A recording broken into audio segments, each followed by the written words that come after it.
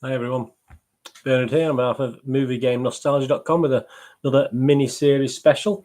So today we're going to have look at something that it came out to buy on DVD and Blu-ray a few weeks ago. I think I mentioned it on one of my vlogs, but I picked this because it's just started now to air on BBC Two, which is although it's been on Amazon Prime since about May or June, and it's a thing called Good Omens, which was done in 1990, the original books. And I'll admit now, I'm a big fan of Terry Pratchett. And I've only just started reading his books, well, listening and reading. I mean, obviously time at the moment's quite short, so I've ended up listening to most of his books rather than reading them in hard copy. So I'm a big fan of Terry Pratchett. I've been started listening a couple of years ago, and I'm just going through all the Discworld books and Science of Discworld, etc. So there's certain things I've not picked up on with Terry Pratchett, some of his other stuff that he's done. So I'm going to have a quick look at this new TV miniseries on BBC. As I said, if you're lucky enough to our Amazon, you may have already seen this anyway. But yeah, we're looking at Good Omens, which is a collaboration. It's based on the 1990 novel of the same name by Terry Pratchett and Neil Gaiman, a co-production between Amazon Studios and BBC. The 6-episode series was created and written by Gaiman, because obviously this was done after, sadly, Terry Pratchett passed away. It did cause a bit of consternation when it first came about. There was an online petition against it that erroneously requested Netflix, of all people, it wasn't even anything to do with Netflix, to cancel Good Omens, reported receiving over 20,000 signatures from people objecting to the show's content, unaware the show was actually on Amazon. The petition posted as part of a return to order campaign by a US Christian organization. It criticised the show for its irreverent treatment of topics relating to Satanism and the devil, and the use of a female voice for God. Well, there you go. Life of Brian, anyone, for that? I mean, one of my other favourite films, Life of Brian. I mean, you're always going to get these people, aren't you? Yeah, according to Neil Gaiman, the co-author, Terry Pratchett's last request to him before his death in 2015 was for Neil to write the screen adaptation. Previous attempts to bring the book to television failed due to not being able to find a writer able to adapt the book while keeping its spirit and humour. Terry Gilliam tried to adapt as a movie. I mean, some great stuff from Terry Gilliam, obviously. Tried to adapt this as a movie several times over 10 years before admitting defeat. He actually came closest in January 2002 when he had Robin Williams on board to play Aziraphale, and Johnny Depp was signed up for the part of Crowley. He had raised $50 million from investors, and he just needed a Hollywood studio and a bit more money to start production. His confidence in the project was completely shattered when he found himself in a post-9/11 yet pre-Pirates of the Caribbean Hollywood, where every studio and producer he met told him the same thing. Nobody wants to see Johnny Depp movies. Well, there you go. A little bit of trivia about the series. Adam's earthly father, Mr. Young, in this series, keep your eye out for it, has a license plate number 510 RAT, which reads TARDIS backwards. The TARDIS obviously is the time-traveling police box featured throughout Doctor Who, a show in which many of the Good Omens cast has also starred or appeared. This is one of the numerous references and Easter eggs to Doctor Who that appear throughout the series. So if you're going to watch this series, or have watched this series, or we'll go back and watch it again, just have a look for those little quirks. It's very good. So what have they done with the adaptation? Well, 6 episodes. They are on DVD and Blu-ray at $14.99, $19.99. As I said, it's a comedy fantasy, and it's a tale of bungling of Armageddon, and it features an angel, a demon, an 11-year-old Antichrist, and a doomsaying witch. I think it follows, even though I've not read the book, I think it follows quite closely to the book. There's a couple of tweaks, which you'd expect anyway. Obviously created by Neil Gaiman and Terry Pratchett.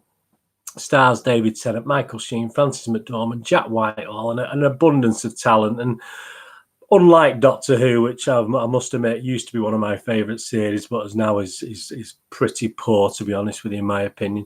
There's some great acting talent in it. I mean, Doctor Who tends to pick some young people who can't act, but obviously there's a lot of good talent in this. Obviously, it's BBC and it's Amazon, so perhaps the fact Amazon are there have made them pick some better actors, I'm not sure, or paid better money, I'm not sure of that. Is it any good? Well, it's got an Internet Movie Database rating of 8.1 out of 10 for the whole season. The episode ratings between 8.1 and 8.6, so it's well liked. So Sebastian Ranch on the 3rd of January, who only watched it quite recently, rated 8 out of 10, and he wrote, a truly satisfying adaptation. It remained as true to the book as is inhumanly possible, a bit of a pun there, and kept the charm and wit all the way through to the end.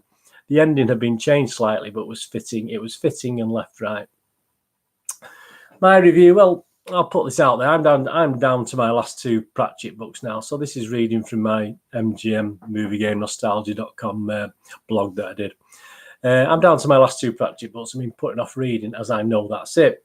I have read none of his Discworld books or collaborations, so we'll be taking a peek at this included. So knew nothing about having watched all Pratchett's TV film adaptations. This was more of the same style and quality. Some people are giving this low marks, comparing it to other Amazon supernatural fantasy series. That is unfair. This comes from a totally different place to what they have to offer. I'm sure Pratchett fans and lovers of the British style drama humour will enjoy it. If you don't like that type of quirkiness, don't bother. 6 episodes is about right, though it may have been tighter and better with 4, as it wanders off occasionally, especially the climatic last 2 episodes, but I liked it. And I give it an overrating of 7.5 out of 10.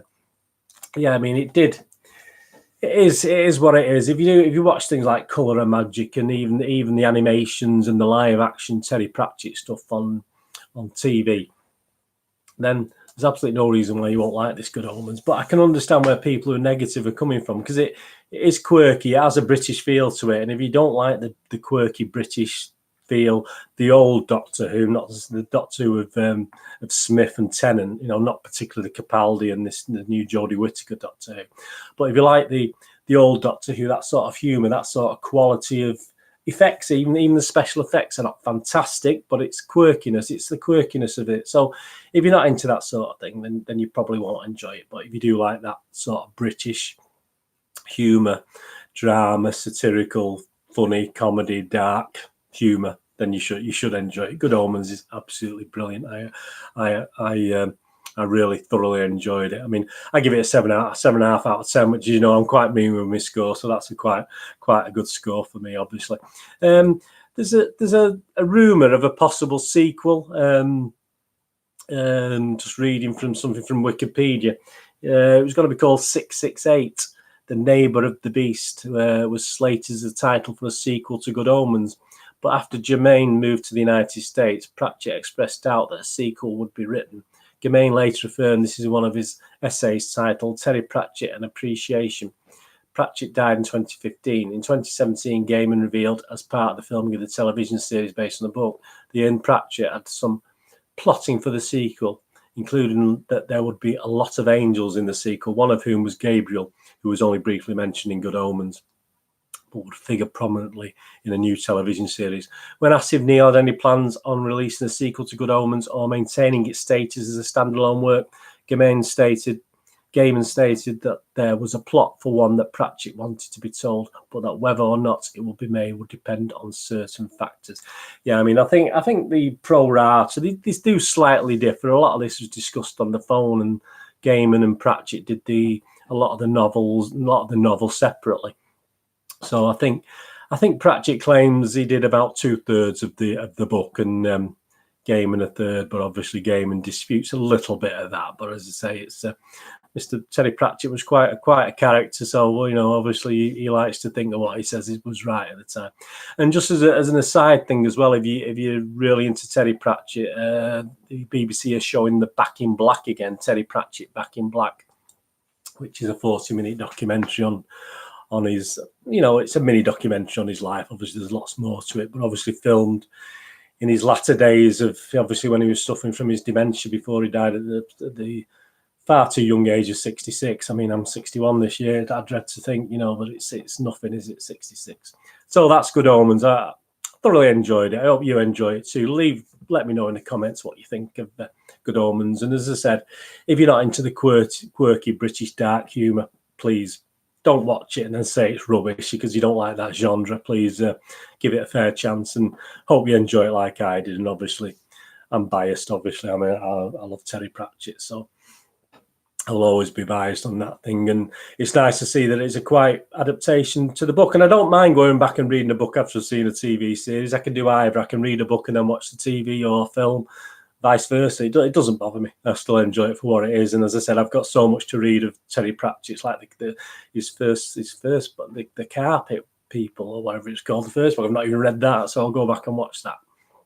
Watch it, read it, no doubt. You know, I'm sure there's plenty of scope for mini series of all Terry Pratchett stuff, isn't it? Imagine a Discworld series, seasons. You know, oh, come on, Amazon, BBC, Prime, Netflix, BBC. Come on, someone do it, because I think BBC are always slightly better with a little bit of outside help of adaptating these sort of books, etc.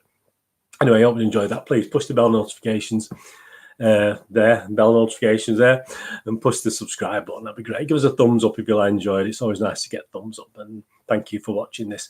Follow me on Twitter at nostalgia_movie. I'm on Facebook at Bernard and Ian with links to movieGameNostalgia.com, which is my website where I try and make a living selling DVDs, board games, and posters. So please keep a lookout for those. All the playlists and links are below as well for all my vlogs. And if you're into football, please, and you enjoy and your support or interested in supporting an English football team, my team's Manchester City, so I do vlogs past and present, so about the wonderful history of City and what's going on now.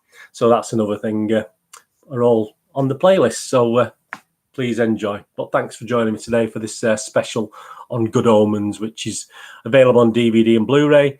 It's now showing on BBC Two, and obviously is still available on Amazon Prime and other reputable streaming and rental sites. And anyway, thanks so much for watching that. What are we going to do with the rest? Have a great one.